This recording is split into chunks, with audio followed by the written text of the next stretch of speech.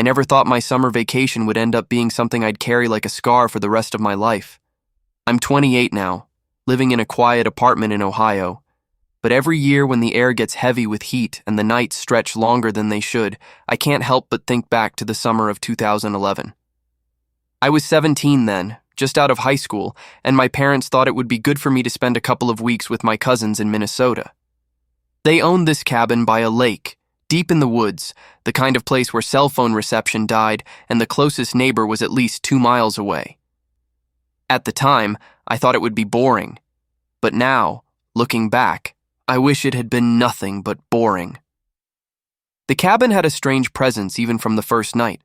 It wasn't anything obvious, not like creaking floors or flickering lights, just a feeling, a heaviness in the air as though the wood itself remembered things it shouldn't. My cousin Jared joked that the lake likes to keep secrets, but the way he said it didn't feel like a joke. He was older than me, 19, and he carried this sharp edge to him, like someone who had seen things he didn't want to talk about. His younger sister, Emily, was only 14, but she was fearless. She loved telling ghost stories around the fire pit at night, weaving tales about drowned campers and shadows that slipped beneath the water when no one was looking. At first, I thought she was just trying to spook me, the city kid. But as the nights passed, I started to notice her stories had too many details, names, dates, and descriptions that sounded less like imagination and more like memory.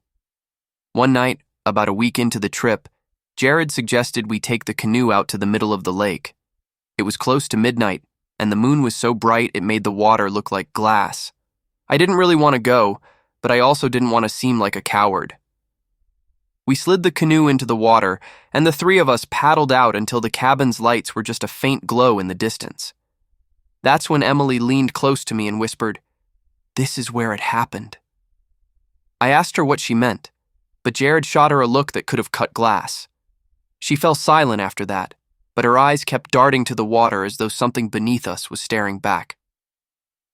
That night, I woke up to a sound I still can't properly explain.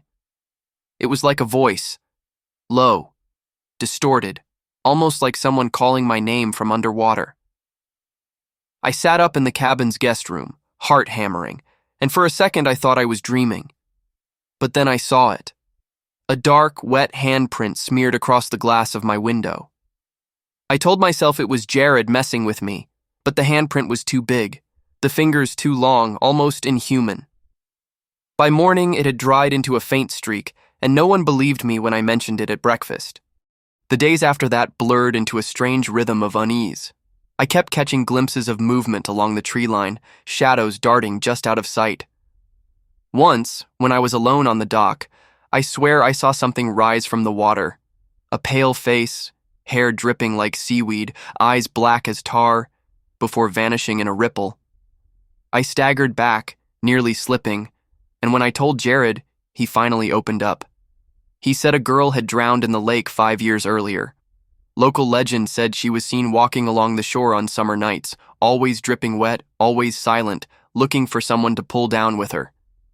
I wanted to leave after that, but my parents had already paid for the trip, and Jared insisted it was just a story. Still, I noticed how he avoided going near the water at night, how Emily locked her windows before bed, how both of them would stop talking whenever the lake came into view. It was like the entire family carried some unspoken rule they couldn't share with me. The turning point came during a thunderstorm. The rain hammered the roof, and the lake roared with waves, but through it all I heard that voice again, low, watery, calling my name. I thought maybe I was losing my mind, but then Emily came into my room, pale and trembling, and whispered, "You hear it too, don't you?" We both sat frozen as the voice grew louder, circling the cabin, pressing against the walls like it was searching for a way inside. Then came the knock, slow, deliberate, on the door that led to the deck. 3 knocks, then silence. Jared grabbed a flashlight, and against every ounce of sense, he opened the door. There was nothing, just wet footprints leading away, down the steps, and vanishing into the rain. But the footprints didn't look right. They were long, narrow, like something had walked barefoot but not quite human. That was the moment I knew we weren't dealing with a campfire story. Something out there was real. Something wanted in. I thought the nightmare would end when the storm passed, but the worst was still coming. The next morning, Jared was gone. His bed was empty, the sheets damp, as if he had climbed out of them soaking wet. Emily swore she heard him leave around 3 a.m., but she hadn't stopped him because she thought he was just going to the bathroom. We searched the woods, the dock, even called his name across the lake, but there was nothing. Just silence. The sheriff's office got involved, but no body was ever found. The official report listed him as a runaway, but Emily and I knew better. We knew what had really taken him, and the part that still keeps me awake at night, the part I've never told anyone before, is this. The morning Jared disappeared, I found a message carved into the wooden frame of my window.